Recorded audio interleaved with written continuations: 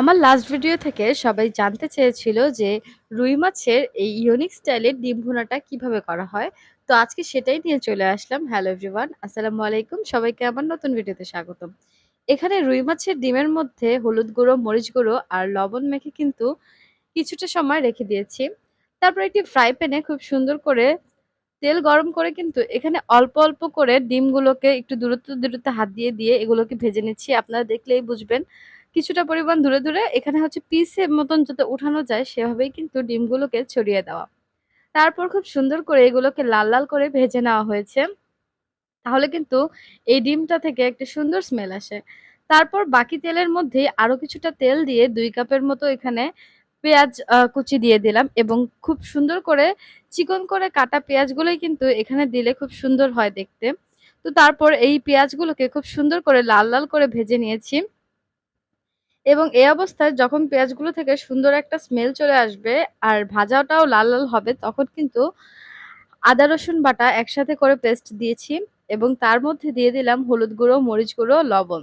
এখানে চাইলে সামান্য পরিমাণে ধনিয়া গুঁড়ো দেওয়া যায়। তারপর একটু পানি দিয়ে মসলাটাকে কষিয়ে নেব। আর এখানে কিন্তু তখন কাঁচামরিচও দিয়ে দেওয়া হয়েছে। তারপর একটা পরিমাণ টমেটো এখানে দিয়ে দিলাম এবং সব জিনিসটাকে একসাথে খুব ভালো করে কষানোর জন্য ঢাকনাটা লাগিয়ে দিলাম এবং যখন কষানো শেষ তখন কিন্তু আমি খুন্তিটা দিয়ে হচ্ছে টমেটোগুলোকে ম্যাশ করে দিচ্ছিলাম এবং এ অবস্থায় কিন্তু মসলা থেকে সুন্দর একটি ফ্লেভার চলে এসেছে এবং মসলা যত ভালো কষানো হবে মাছের ডিমটা ততই ভালো হবে।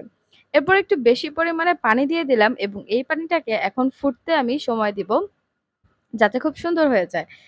পানিটা যখন ফুটন্ত অবস্থায় চলে আসবে, তখন আমার আগে থেকে ভেজে রাখা সেই ডিমগুলোকে চারপাশে ছড়িয়ে দিচ্ছিলাম। তো এখানে আমি ভিডিও করছিলাম বলে আম্মু চারপাশে ছড়িয়ে দিচ্ছিল, ব্যাস। এখন কিন্তু পানিটা আরেকটু ভালো করে বলক উঠে আসার পালা এবং এই বলকটা উঠে আসার পর কিন্তু চুলাটাকে কিছু সময়ের জন্য কমিয়ে দিতে হবে।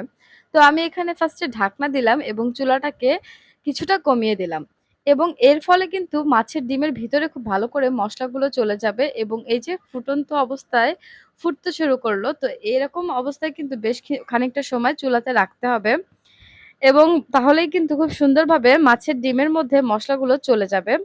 তো রান্নাটা মোটামুটি প্রায় অনেকক্ষণ হচ্ছে প্রায় এখানে ১০ মিনিটের মতন ১০-১২ মিনিটের মতন রাখবো এবং তাতেই কিন্তু ভিতরে খুব সুন্দর স্মেল চলে আসবে। ব্যাস তৈরি হয়ে গেল মজাদার এই মাছের ডিম ভুনা। এই রেসিপিটি কিন্তু আপনারা সবাই ট্রাই করতে পারেন এবং মেহমানদেরকে এটা হচ্ছে ট্রাই করাতে পারেন এবং জানাতে পারেন কেমন হয়েছে। সবাই অবশ্যই রেসিপিটি ট্রাই করবেন অ্যান্ড রিভিউ দিবেন।